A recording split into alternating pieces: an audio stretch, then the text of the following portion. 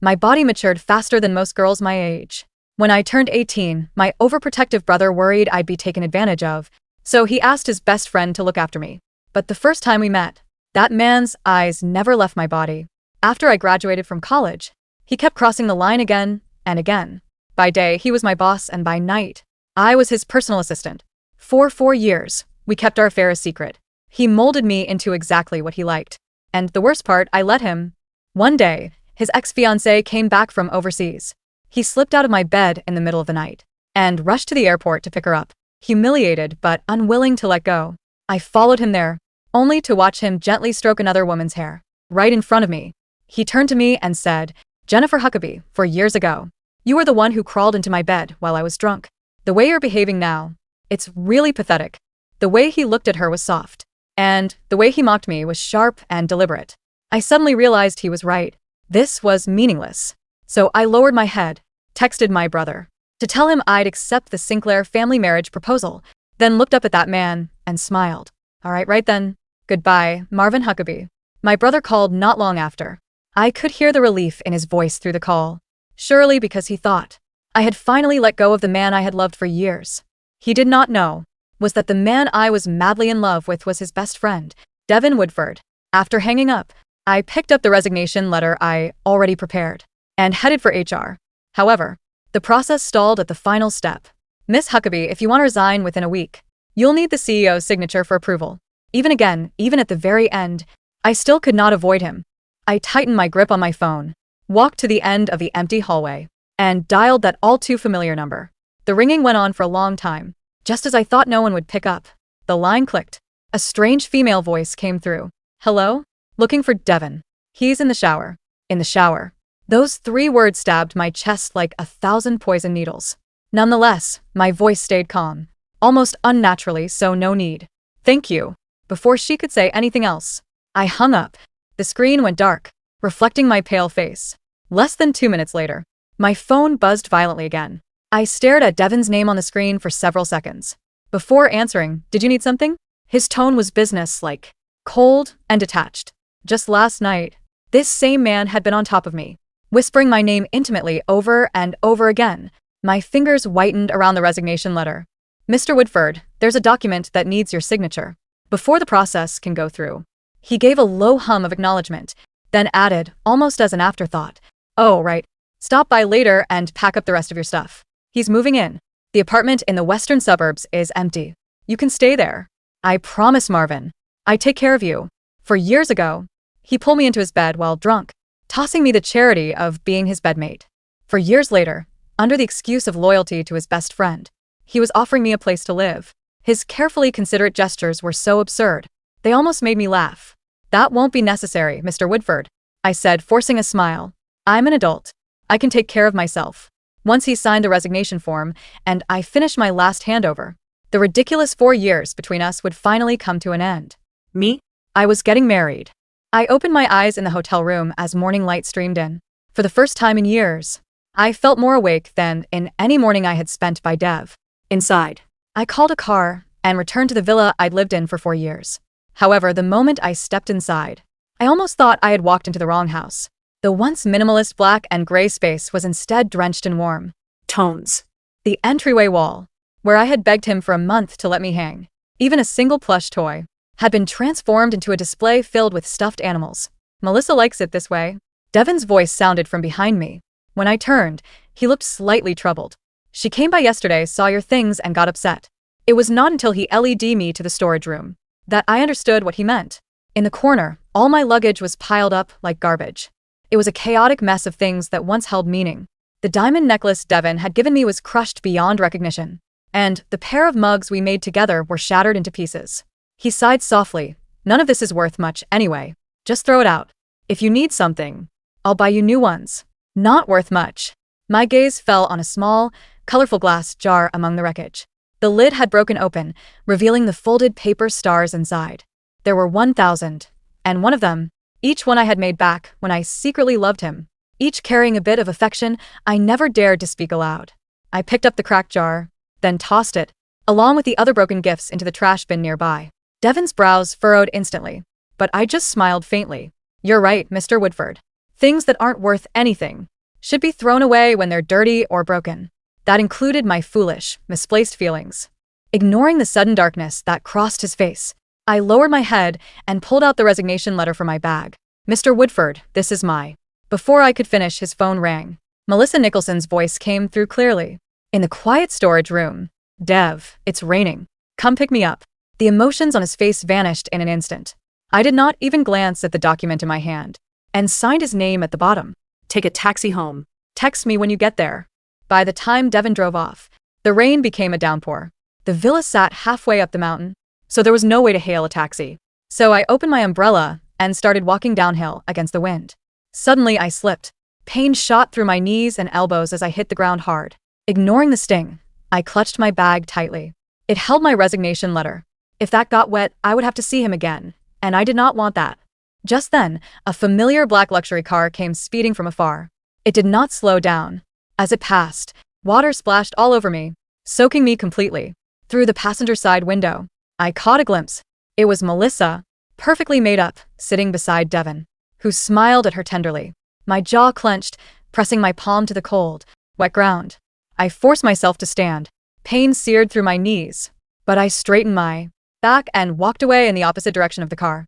The resignation paperwork only needed 3 days to process. On the last day, I was in the office wrapping up my final handover. My phone lit up with a message from Devon. Bring in a cup of hot honey water. Technically, I was still his assistant, so I had to finish my duties. I made the drink, then knocked on his office door. As soon as I entered, I froze. Melissa was lying on the couch, her head resting on Devon's lap. He was gently massaging her lower abdomen.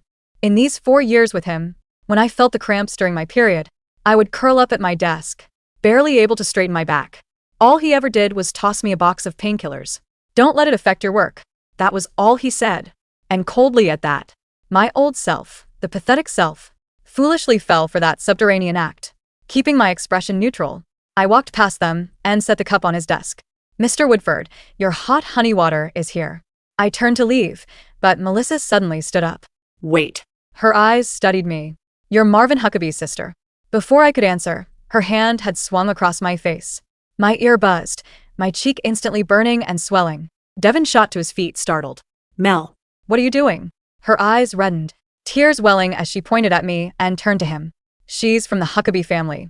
In Journal, she could have lived like a princess, but instead she came to you as an assistant. And you're telling me she doesn't like you? The air froze. Devon's gaze flickered across my face. Then he turned, gently pulling Melissa into his arms, wiping away her tears. His voice was soft, tinged with helplessness and unmistakable affection. Even if she does like me, it's all one-sided because in my heart there's only room for you. A flash of triumph crossed Melissa's face as she nestled into Devon's arms, her voice sweet and coy. Then fire her. I don't ever want to see her again. Devon's brows tightened almost imperceptibly, a faint hesitation flickering in his eyes. Seeing that, Melissa picked up the cup of hot honey water on the desk, and in the very next second she screamed as she flung it toward me. Dev? It's hot. Her scream was sharp enough to pierce through the air. As she clutched her red and fingertips, Devon's face instantly darkened. His cold gaze locked on me, completely ignoring the angry burns spreading across my bare arm. Yen, Jennifer. You've been with me for 4 years, and you can't even handle something this simple. Were you targeting Mel on purpose? Before I could explain, he turned to call his secretary in Mississippi Lane. Miss Huckaby made a serious mistake. Dock her full month's salary and bonus. Also announce her error publicly in next week's company meeting. Nancy Lane shot me a quick, uneasy glance before speaking softly. But Mr. Woodford, Mrs. Huckaby has already resigned. The moment those words left her mouth, Melissa suddenly gasped and cried out in pain. Dev, since you're so eager to defend your precious assistant, I'll just leave forever. Evan's pupils constricted. Ignoring whatever the secretary said, he wrapped Melissa tightly in his arms. Mel, don't please. His icy glare cut into me like a blade. Jennifer, if this ever happens again, go back to Journal. Even if Marvin himself comes begging, I won't let it slide. My burned arm throbbed, cold sweat rolling down my temples. Yet my voice came out steady and quiet. Don't worry, it won't happen again. He clearly had not expected that response. For a brief second, he froze. Then, without another word, he scooped Melissa into his arms. Come, we're going to the hospital. As his gaze swept over the blistered skin on my arm, His brows furrowed even tighter. You're coming too worried about getting an infection. I said nothing and followed in the back seat. My phone buzzed. It was a message from Devon. I acted out of panic back there, but I've already lost Mel once. I can't lose her again. If you're upset, I'll make it up to you. I stared at those words, then at the man in the front seat, fussing over Melissa like she was made of glass. The whole thing was so ridiculous. I almost laughed. With one tap, I blocked him. The next second, a friend request popped up. It was from my arranged fiance, Francis and Claire. We had met once before. I took a slow breath, then pressed the accept button. The car stopped at the hospital's emergency entrance. Just as I opened the door to get out, another car came speeding from the side. Instinctively, Devon shielded Melissa in his arms. Meanwhile, I stumbled backward, falling hard into a nearby flower bed. When I got up, I saw him cradling Melissa as he rushed toward the ER. Her hand had only a minor scrape. "Miss, your arm's bleeding. You need to have it dressed," said a stranger as he handed me a clean handkerchief. I pressed it against the burn and murmured a quick thanks. Without a moment's hesitation, I walked to the curb and flagged down a cab. "Airport, please." The car pulled away, heading in a direction without Devon. Meanwhile, after settling Melissa in a hospital room, Devon suddenly remembered my injury. He asked a nurse for some burn ointment. "Where's the woman who came in with me?" "Her name is Jennifer Huckaby." "What room is she in?" The nurse checked the records and shook her head. "Sorry, sir. There's no patient by that name." Devon froze, his grip on the ointment tube tightening. Then his phone rang. It was a call from Marvin. The moment he answered, my brother's furious roar exploded through the speaker. "Is this how you take care of my sister, Devon? She's covered in injuries. You jerk." Devon frowned instantly, assuming I had run to complain to my brother. His voice dropped heavy with irritation. "Is she with you? Put her on." Go screw yourself." My brother glanced at me standing there in the airport terminal, and his tone was sharp with anger. "If you really want to make it up to her, then show up. In 2 days. She's getting married. And as you've taken care of her for so long, you'd better be there." The airport VIP lounge was cold, but the man sitting across from me radiated a steady, quiet warmth. Francis Sinclair was nothing like the rumors. The tabloids painted him as a reclusive heir, cold and calculating. But as he watched a private doctor carefully dress the burn on my arm, his expression was tight not with judgment, but with suppressed anger. "He did this?" Francis asked. His voice was deep, lacking the jagged edges that Devon's voice always carried when he was stressed. "Indirectly," I said, staring at the white gauze. "I let it happen." "That's a distinction without a difference, Jennifer." Francis signaled the doctor to leave, then poured a glass of warm water. He didn't offer me honey water. He offered plain, clean water. "Marvin told me everything. You don't have to marry me to escape him. The Sinclair family has other ways to protect you." I took the glass with my good hand. "I'm not running away, Francis. I'm moving forward. There's a difference." I looked him in the eye. "Do you still want this?" "I'm broken goods. My reputation in the industry is tied to him. I'm the assistant who warmed his bed." Francis leaned forward, his elbows on his knees. "I'm a businessman, Jennifer. I don't invest in goods. I invest in potential. And I've seen your portfolio, your work ethic, and how you managed Woodford's chaos for 4 years. I'm marrying a partner, not a scandal. The question is, are you ready to be Mrs. Sinclair?" I looked at the reflection in the glass. The pathetic girl who crawled into a drunk man's bed was gone. "Yes," I whispered. 2 days later, the wedding of the year took place at the Sinclair estate. It was a rush job, yet it looked like it had been planned for a decade. White roses, my favorite, not the lilies Melissa preferred, cascaded from every archway. I was in the dressing room, the stylist adjusting the lace of a gown that cost more than my 4 years of salary combined. The door slammed open. I didn't turn around. I saw him in the mirror. Devon stood there, chest heaving, his suit rumpled as if he had run all the way here. His eyes were wild, darting around the room before locking onto my reflection. "Jen," he breathed out, a laugh of disbelief escaping him. "Okay, you win. This is a very elaborate tantrum." Marvin played his part well. I motioned for the stylist to give us a moment. She scurried out. I turned slowly, the heavy silk rustling. "Hello, Mr. Woodford. You're late. The ceremony starts in 10 minutes. Devon walked closer, reaching out to grab my wrist, but stopped when he saw the bandage peeking out from the lace sleeve. He flinched, then his face hardened. "Stop it. Just stop. You're not marrying Francis Sinclair. You barely know him. This is just to spite me because of the hot water incident. I told you I'd make it up to you." He reached into his pocket and pulled out a velvet box. He snapped it open to reveal a diamond bracelet. It was expensive, flashy, and impersonal. Here. Limited edition. Mel doesn't even have one. Now take off that dress and let's go. I fired the new assistant. She can't make coffee the way you do. I looked at the bracelet. For years ago, I would have wept with joy. Now it looked like handcuffs. Devon, I said softly. I'm not coming back to work. And I'm not coming back to your bed. Don't be dramatic, he snapped, his patience fraying. I know you love me. You threw away the stars, fine. You're angry. But you love me. You've loved me since you were 18. That doesn't just go away in 3 days. You're right, I admitted. It didn't go away in 3 days. It died, piece by piece, over 4 years. It died when you hid me. It died when you mocked me. It finally rotted away when you watched your fiance scald me and you worried about her fingertips. I stepped closer to him. The height difference used to make me feel safe. Now I just felt superior. You said that things that are broken and dirty should be thrown away, I said, echoing his words from the villa. My love for you is dirty, Devon. So, I threw it in the trash. Jennifer. Get out, I said calmly. I'm not leaving without you. He grabbed my arm, right over the burn. Pain shot at my shoulder, but before I could cry out, the door opened. I believe the bride asked you to leave. Francis stood there. He looked impeccable in his tuxedo. He didn't raise his voice, he didn't look angry. He looked bored. Behind him stood 4 security guards and my brother, Marvin, whose fists were already clenched. Devon released me, looking between Francis and me. She's making a mistake. She belongs to me. Francis walked over, sliding his arm around my waist, carefully avoiding the injury. He kissed my temple, a gesture so possessive yet gentle that it left Devon stunned. She resigned, Woodford, Francis said coolly. And as for belonging, Jennifer belongs to herself. She just chooses to stand with me. Now, if you want to stay for the reception, take a seat. If you cause a scene, my security team has instructions to break your legs. And unlike you, I don't make idle threats. Devon stared at me, waiting for me to crack, waiting for the pathetic Jennifer to surface and beg for his forgiveness. I just checked my makeup in the mirror. Goodbye, Devon. He was escorted out, looking like a man who had walked into a glass wall he couldn't see. Chapter 2. The Withdrawals. The first month of marriage was strange. I moved into Francis's penthouse in the city center. Unlike Devon's cold, gray villa, this place was filled with books, soft rugs, and light. I waited for the other shoe to drop.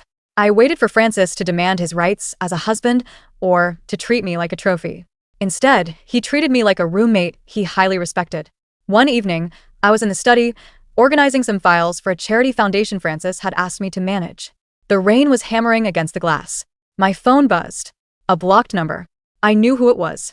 I had changed my number, but Marvin had likely leaked it to Devon in a moment of drunken gloating, or Devon had used his connections. I let it ring. It stopped. Then a voicemail. I shouldn't have listened to it, but I did. Yen? It's raining. My knee hurts. Remember you used to massage it when it rained? The new girl, she spilled coffee on the contracts. Mel is fighting with me. She wants to redecorate the villa again. I told her no. That was your space. Call me back. Please. He sounded drunk. He sounded small. Don't answer it. I jumped. Francis was leaning against the doorframe, holding 2 mugs of cocoa.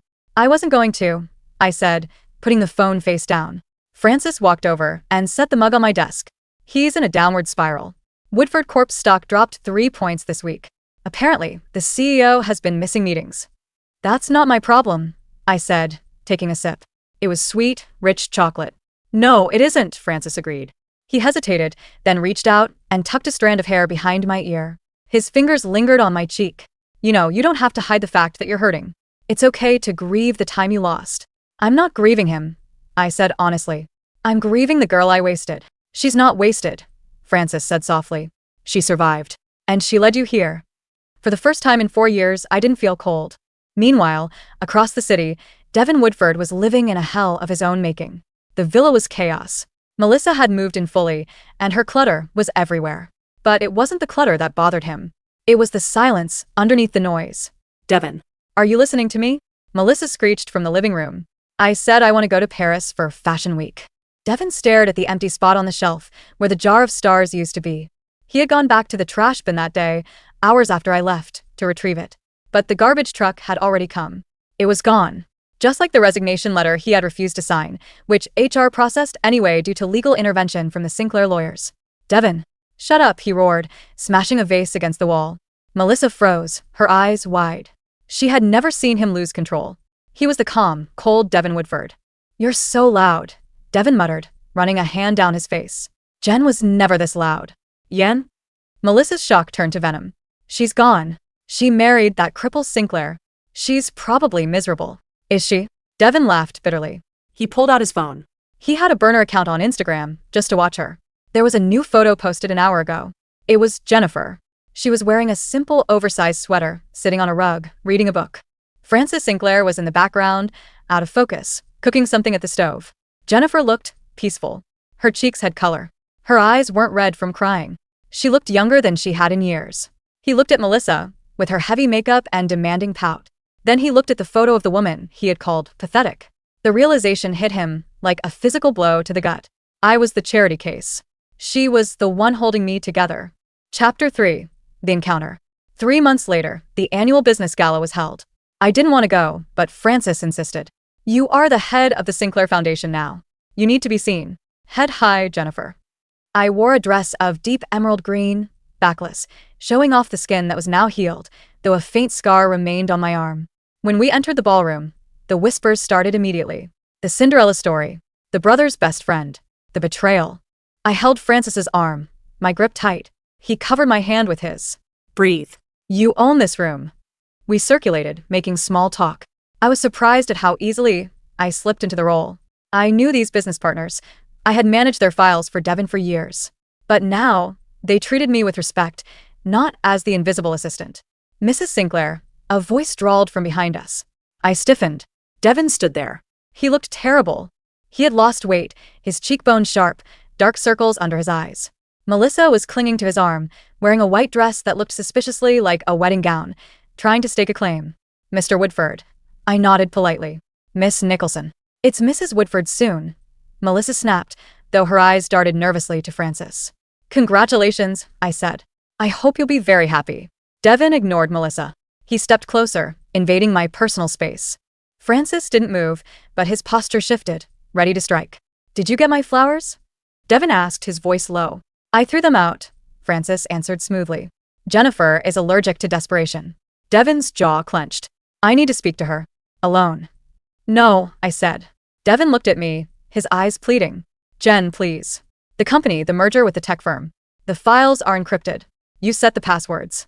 I can't access the archives. Everything is falling apart."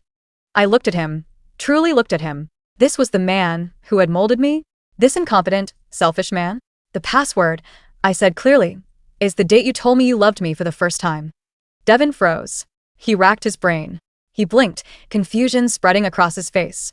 I don't." "Exactly," I smiled. "There is no password, Devon. Because you never said it. I left the files unlocked.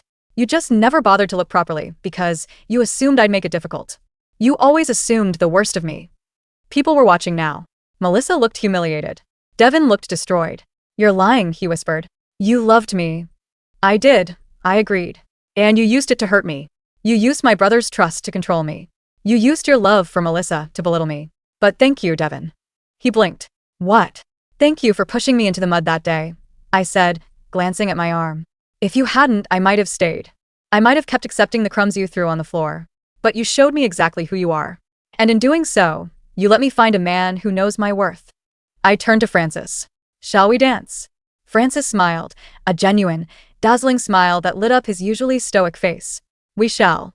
We walked away, leaving Devon standing in the middle of the ballroom, the ghost of a memory haunting him amidst the crowd. Chapter 4. The Downfall. The collapse of Woodford Corp wasn't immediate, but it was steady.